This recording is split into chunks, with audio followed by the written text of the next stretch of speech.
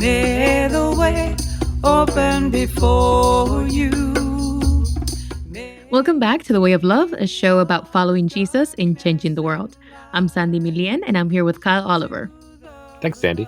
This is the third installment in our series from the Way of Love live show at the Rooted in Jesus conference in Atlanta. And you know we couldn't let Bishop Curry off the stage without answering a few questions from the audience. That's right. Just one quick heads up. Our last question came from the Reverend Tim Skank, co-founder of Lent Madness, who joined Bishop Curry on stage. If you don't know about Lent Madness, it's a bracket-based competition where participants vote on head-to-head matchups of saints until finally a champion wins the Golden Halo. So if you want to see the bracket that they talk about in their little impromptu strategy session, we put a link in the show notes.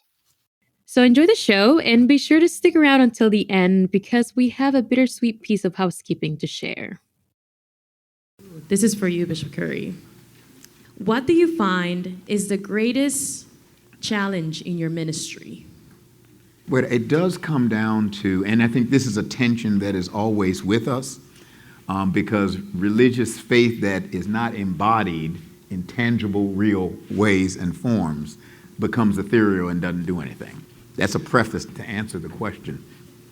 Probably one of the greatest challenges, at least for me, in this position, is navigating the terrain of the core of who we are as a movement of people who follow Jesus and his way of love. I mean, that's what Jesus' movement is about.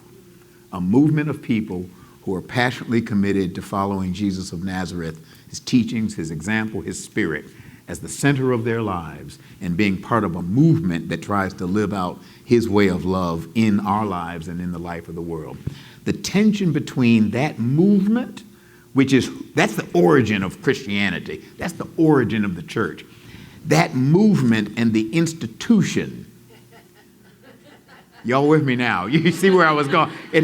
And living in that tension, because you can't throw out the institution because something has to be embodied. You got to have a form. You got to have an organization. You do. The March on Washington in 1963 didn't just happen because Martin Luther King had a dream. It happened because a man named Bayard Rustin was an organizer and knew how to organize, manage, and administer a dream into a tangible reality. And so you need the institutional embodiment. You need the organization, but the organization must serve the movement. And the temptation of the organization is to want to dominate the movement and control it. And that's the tail wagging the dog. And so one of my struggles, and I think we're working at it as a church, is how to have the movement move the organization where it needs to go to serve the one who is the Lord of us all. And I live with that tension. I think we as a church, I think anybody, we live with that. And that's always a daily struggle. Thank you. Another question. Okay. How can I love our unjust president? The other day, I actually said I hate him. I hear you. You know, and I'm not talking about President Trump now. I'm talking about anybody. My experience of life has been that anybody who hurts another person does so out of their own hurts. It's just true. And I may not know what those hurts are. And my job is not to engage that person based on how they hurt, but to engage them on who they are as God created and intends them to be.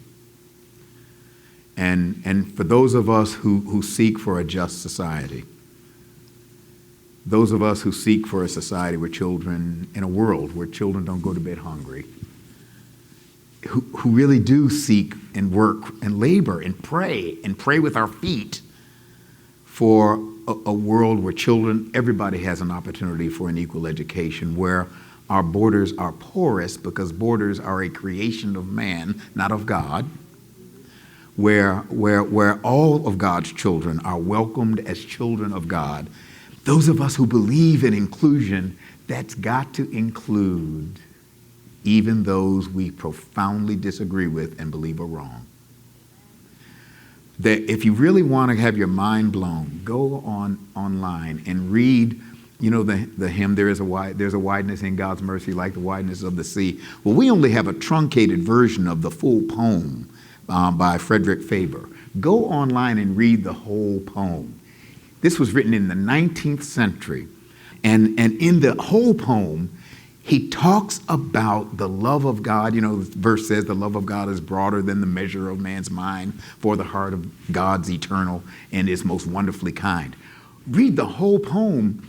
It talks about God's love being so big that it will not accept even the borders and limitations that we impose on God. That's how big. And so I got to love even those I disagree with, so much so that I'm not willing to let them stay the same. That I want to help them to be better. At least help the context around them to be better. And maybe they will, you never know, maybe they will change too. Because the truth is, I don't know about y'all, but that's the kind of love that I want God to have for me. So I might as well give it to somebody else too. So God can give it to me. All right? Amen. Amen.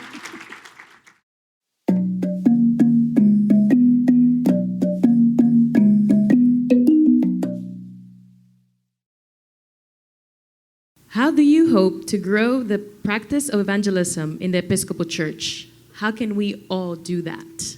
How can we all do that? Mm-hmm. I really do believe, one, it's occurred to me that part of the key to helping evangelism become a natural spiritual practice for us in the Episcopal Church is really to grow the way of love that a number of you have been involved in curating, which brings together spiritual practices, various kinds of prayer and meditation and hospitality and such. Spiritual practices that have been around a long time. This is nothing new. What those actually do is they put us somewhere in the orbit of God's presence and reality. And the longer you're in that presence and reality, God's being becomes infectious on our being. I mean, you may say, oh, prayer, meditation, or whatever. Oh, that's nice. Okay, that's nice. Well, all I got to do is to tell you that when you read the 3rd chapter of Exodus, when y'all know about 3rd chapter of Exodus, oh, Lord have mercy. That's the story of Moses when, now you're with me, when Moses, goes up Mount Sinai, and he didn't know he was going to have a religious experience. He just saw a light up there and was curious.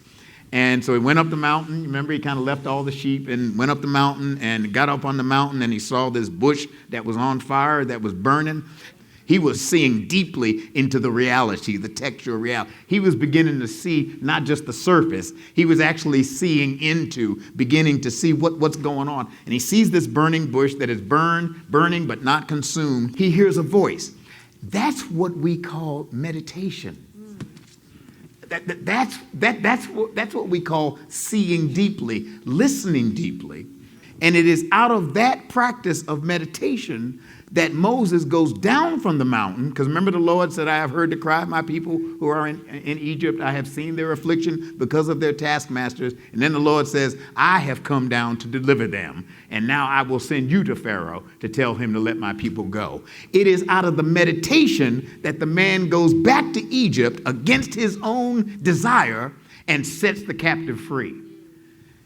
Spiritual practices are not just ethereal things. They are ways of coming in contact with the living God. And that is like coming in contact with a consuming fire that does not hurt, but heals and helps. And I believe profoundly that when we as a church, if we can get some Episcopalians on their knees, Episcopalians in front of burning bushes, hearing voices, look out world, because here we come.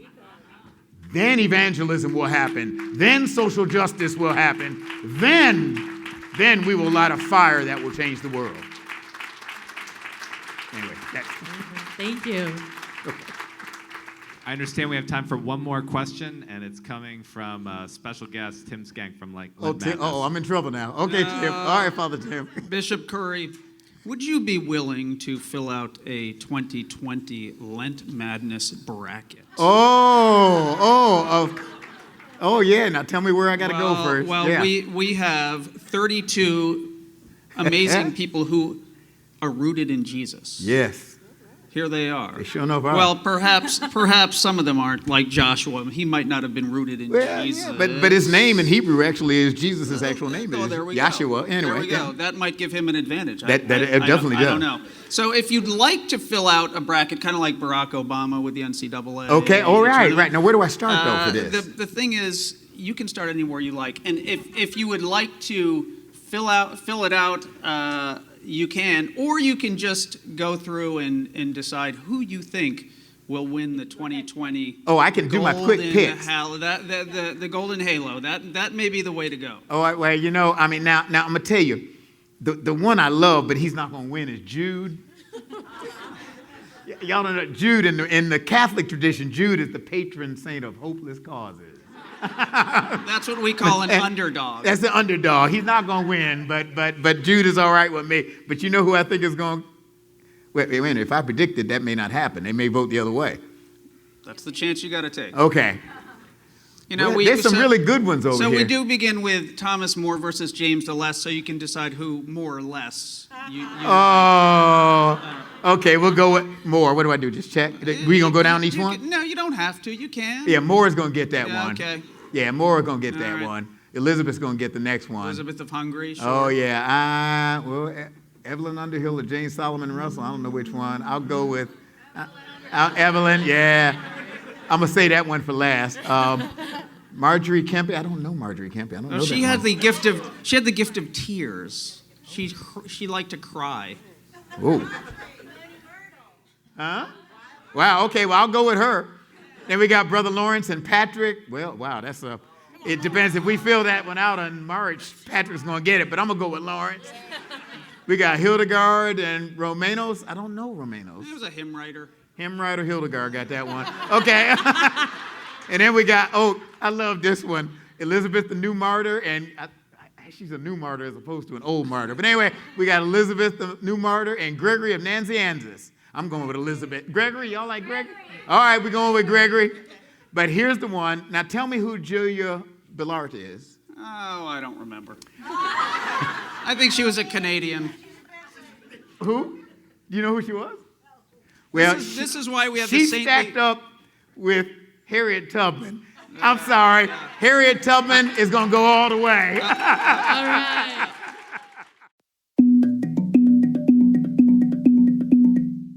So we mentioned at the beginning of the show that we have a piece of news that we wanted to share with all of you. So I'll hand it over to Kyle. Yeah, so some listeners may remember that when we were just starting this show, less than a year ago, I had just moved with my wife, Kristen, to a new city. And I will say that making this show and making the show with you has been a huge part of what has made that transition vocationally and emotionally meaningful for me in the midst of all the craziness that comes with moving and trying to find your feet in a new city. I have been incredibly grateful to work on this project with you and with Bishop Curry and with all the folks on our team. And now another time of transition is upon me, but our listeners don't, that my wife and I are expecting our first child. And at least a little bit connected with that has been the desire for me to go to a more traditional work situation where I have one job instead of many jobs. So I'm going to be starting a communications job at Church Divinity School of the Pacific and doing some teaching there. And that and a kid is going to be all I can handle.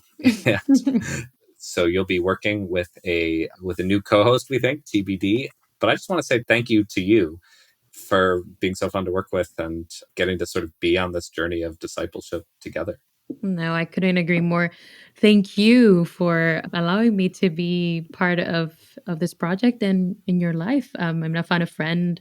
It's been such a blessing to learn from you, to learn from our listeners, to learn from all the things that we hear from Bishop Curry. But the most rewarding thing is again, the friendship we've built. I'm definitely going to miss you, but I'm also very excited for this new phase in your life. And I wish you and Kristen the best, and I'm sure we'll cross paths later on in our lives, and maybe you'll be one of our guests in the upcoming Who shows. knows?